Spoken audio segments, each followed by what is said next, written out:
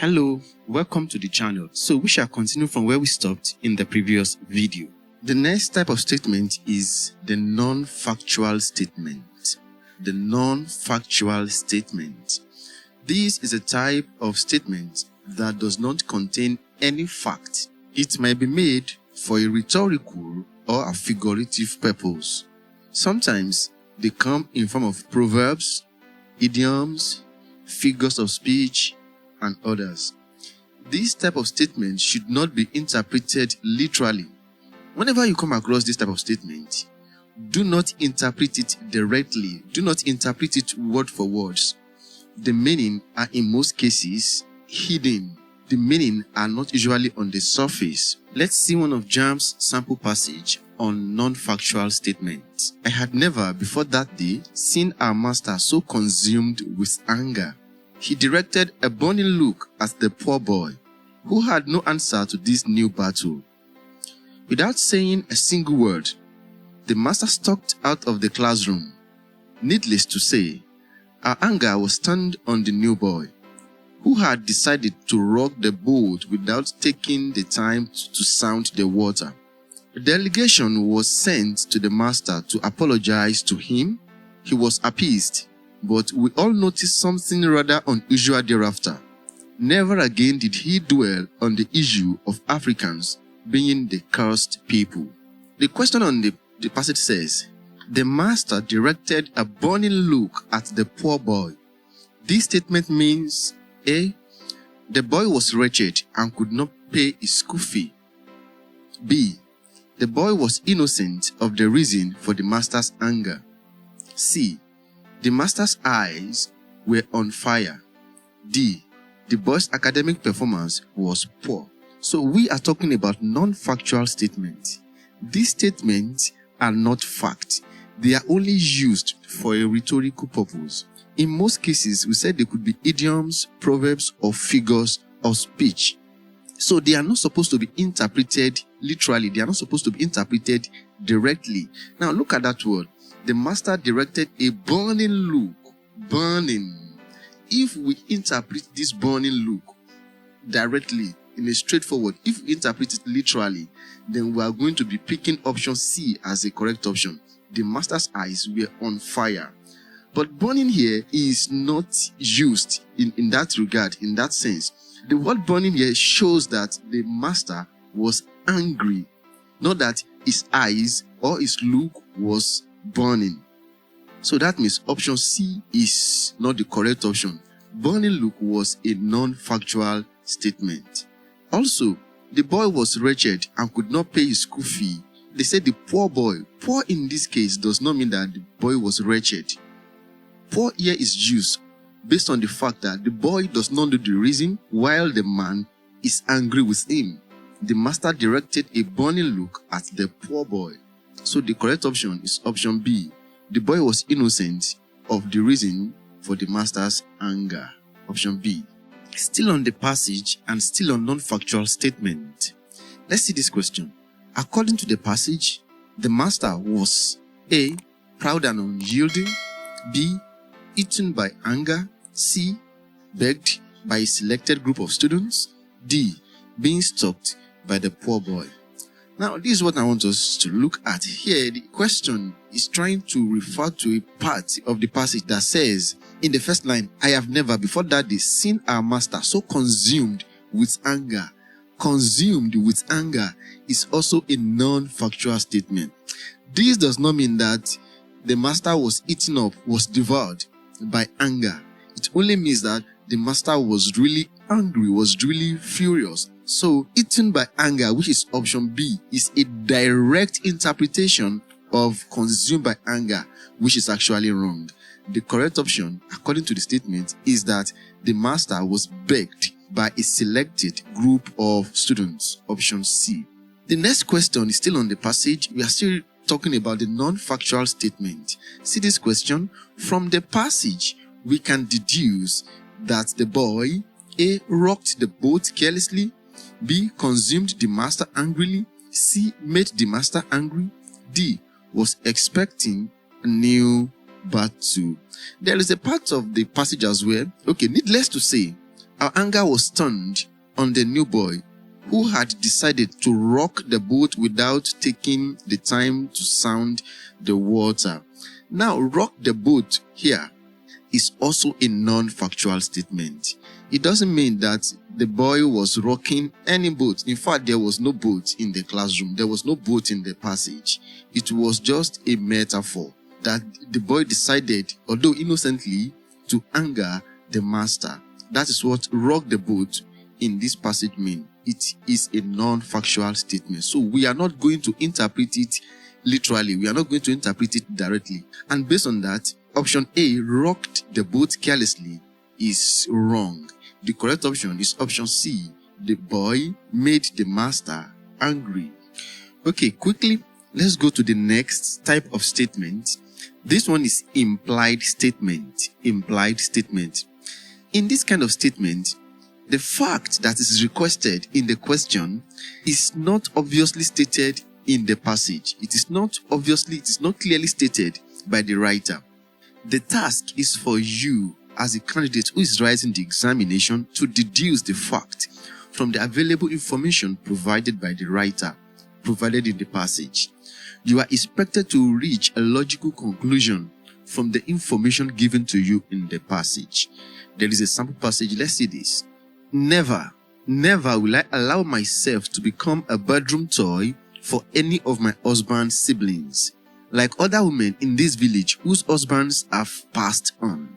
I am Abeke, the woman whose splendor is beyond what any man can fiddle with. I am proud to say that I comfortably fend for myself and my 3 beautiful girls. Let none of my husband's brothers see me as a mere property, which can be transferred to another owner after the exit of the first. Now let's come to the question. We can deduce from the passage that the writer, A, has passed on, B, is inconsiderate and wicked, C, is a widow, D, dislikes her husband's family. For us to be able to pick the correct option from the options presented, we have to look at some of the meanings, the statements that are implied in this particular passage. Let's start from the beginning. Let's pick some pointers, some evidences from the passage. This will determine our correct option. Never will I allow myself to become a bedroom toy for any of my husband's siblings. This means becoming a wife or becoming a second or third wife for one of the husband's brother. Let's move on. Like the other women in this village whose husbands have passed on. It means there are women in the village whose husbands have died and now they become the wife of their husband's brothers. And that is what the woman does not want. From the fact that we have established so far, we see that the woman's husband is dead. But let's see another pointer, another evidence to justify this. Let's come to the last part of the sentence. Let none of my husband's brothers see me as a mere property, which can be transferred to another owner after the exit of the first. Exit. Let's mark that word. That word exit means the husband is dead. So from the options we have, the statement that is implied in the passage that is not stated to us is that the woman's husband is dead. The writer's husband is dead. And that means the woman is a widow. Option C. Let's pick another passage, still on implied statement. The clock hanging on the wall in Amaka's room was showing 12:10 a.m. As she sat on her bed, tears streamed down her cheeks. Young lady, you are 3 weeks pregnant, resounded in her ears. These were the exact words of the doctor who handed over the result of a pregnancy test to her. As she sat on her bed engrossed in deep thought, Amaka felt the weight of the world hanging on her shoulders. She recalled how her maternal uncle had adopted her after the death of her parents in an automobile accident. How he sheltered her, clothed her as well as he saw her through primary, junior, and now senior secondary school. Now come to the question.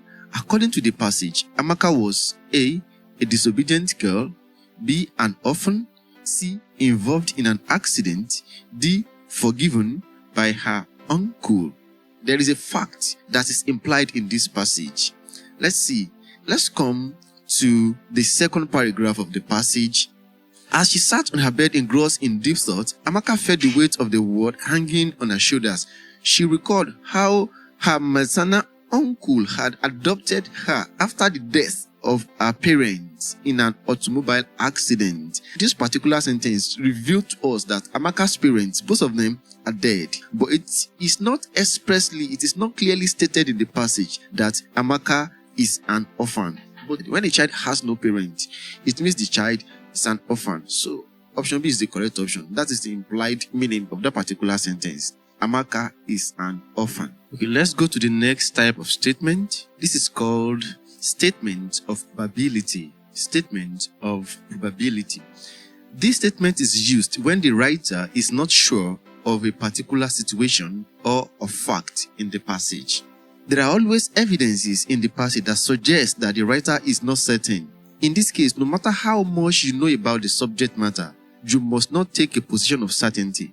For you to identify the correct answer in questions relating to this kind of statement, you must realize that the writer is not sure, and he would use words that suggest that he is not sure, words that suggest that he is guessing. You must be able to identify at least one pointer from the passage showing that the writer is not certain. And because you are not the writer, you are not meant to take a position of certainty. Taking a position of certainty will lead you to the wrong answer. These are the likely pointers or evidences that suggest that the writer is not sure, that suggest statement of probability. When the writer uses maybe, probably, I guess, likely, modal verbs like might, like may, like could, adverbials like presumably, perhaps, probably, seemingly, possibly, or something like it appears that, it seems like, it is likely that. All of these are pointers to statement of probability. Let's check this comprehension passage. However, in spite of the laudable contributions and lofty accomplishments of technology, it has nevertheless succeeded in introducing several anomalies and in some cases reduced the value attached to human life. In our age, social life has been greatly altered by technological changes such as the invention of nuclear energy. Those who support the invention of nuclear energy claim that the only way to maintain peace is to be battle ready. Humanity is greatly threatened and terrorized by the invention of the nuclear warhead. People now live in dread of the hour, as no one knows when a conflict may arise between nations, which may lead to the use of the nuclear bomb, assumed to possess the capacity of wiping out humanity within the twinkling of an eye. Now let's come to the question on the passage. According to the passage, conflict between two nations, A, will lead to the use of nuclear bomb. B, always leads to the use of nuclear bomb. C, may lead to the use of nuclear bomb. D, has always led to the use of nuclear bomb. We are under statement of probability, and we want to see how the writer drove home his point. Let's come to the last sentence in the passage. People now live in dread of the hour, as no one knows when a conflict may arise between nations, which may, take note of that modal auxiliary verb, may, which may lead to the use of nuclear bomb. Now, conflict between nations, A, will lead to the use of nuclear bomb, always leads to the use of nuclear bomb. C, may lead to the use of nuclear. The writer uses may because he is not sure. It is not certain. It is a statement of probability. And the only option that carries the same statement of probability is option C, may lead to the use of nuclear bomb. Option A and option B are statements of certainty. Will lead to the use of nuclear bomb is certain. Always leads to the use of nuclear bomb is also certain. The only uncertain one is option C. Here is another passage on statement of probability. The young are not listening to their elders, and perhaps they never have. But now it happens that with many of them, the reason may be medical. The young aren't listening because they can't hear. Just as nagging parents have long suspected, otologists, hearing specialists now report that youngsters are going deaf as a result of blasting their eardrums with electronically amplified rock and roll. Now to the question, the writer believes that A. The young never listened to their elders. B. Most of the young are not listening to their elders. C. All the youngs are not listening to their elders. D. Most of the young are deaf. Now, for us to identify the correct option, let's go to the passage again. Starting from the beginning, the young are not listening to their elders. And perhaps, mark that word, perhaps they never have. That word perhaps shows that the writer is not certain. That is a pointer to statement of probability. Now, coming back to the option A, the young never listened to their elders. This particular option is a statement of certainty. The young never listened to their elders is certainty. But here we have perhaps they never listened. The writer is not certain. So option A is not correct. Most of the young are not listening to their elders. That is our correct option. Starting from the beginning of the sentence, the young are not listening to their elders. So most of the young are not listening. Take note, the writer did not say all the young are not listening to their elders.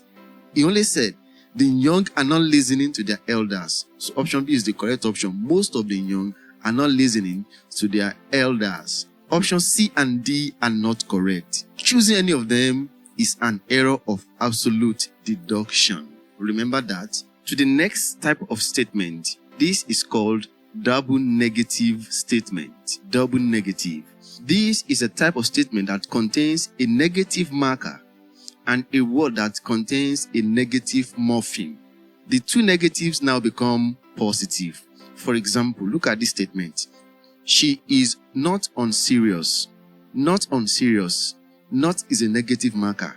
Unserious is a word with a negative morpheme. And the UN, that is a negative morpheme. Serious means not serious. So she is not unserious actually means she is serious. This is an example of double negative statement. The second one, we are never jobless. We are never jobless. Never is a negative marker. Jobless is a word with negative morpheme. So never jobless actually means they have a job. It means we have jobs. Let's see this sample passage. People of Ilujile, I want you to know that the situation does not exclude me. All has not been rosy in the palace either. I am not unaware of your sufferings. We are in this together. The king and his household feels the pain too. According to the passage, the king is A. Not aware of his people's suffering. B. Aware of his people's suffering. C. Unaware of his people's suffering. D. Aware of the rules in the palace. Let's come to the passage to identify the double negative, and that can be found in the third sentence. I am not unaware of your sufferings. This means that the king is aware. Whenever we have a double negative, the meaning is usually positive. I am not unaware of your sufferings actually means I am aware of your sufferings, and that is option B. The king is aware of his people's suffering. Okay, quickly to the last one, which is conditional statement. Conditional statement. This statement is usually marked with the use of an adverbial clause of condition. We must take note of this. A positive conditional statement has negative meaning, and a negative conditional statement has positive meaning. Example 1. If you had arrived earlier, you would have met the manager. This is a positive conditional statement. The meaning is, you did not arrive earlier and you did not meet the manager. Example 2. Had it not rained this morning, her uniform would not be wet. Had it not rained this morning is a negative conditional statement, and the meaning is positive. The meaning is, it rained this morning and her uniform was wet. Let's see this sample passage.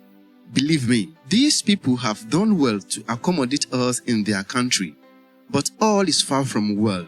Perhaps the saying, there is no place like home, is a fundamental truth. The weather here could freeze your palm and make your heart shiver. The communal cordiality leaves much to be desired. Everyone minds their own business, and there is no neighbor who would welcome me or share the gist of what happened in the community while I was at work. Had the government in my country done its best to make it a better place, I would have stayed at home. Let's take note of the last sentence. Had the government in my country done its best to make it a better place, I would have stayed at home. That is a positive conditional statement. Let's go to the question. According to the writer, the government in his country, A, did its best and he stayed at home. B, did not do its best, so he stayed at home. C, did its best and he did not stay at home. D, did not do its best, so he did not stay at home. So which one is correct? Positive conditional statement. The meaning is negative. The correct option is option D. If the government in the writer's country had done its best, he would have stayed at home. That means the government did not do its best, so he did not stay at home. So this is going to be all as far as today's lesson is concerned. Do well to subscribe to the channel, like the video, and drop your comment. See you some another time. Bye-bye.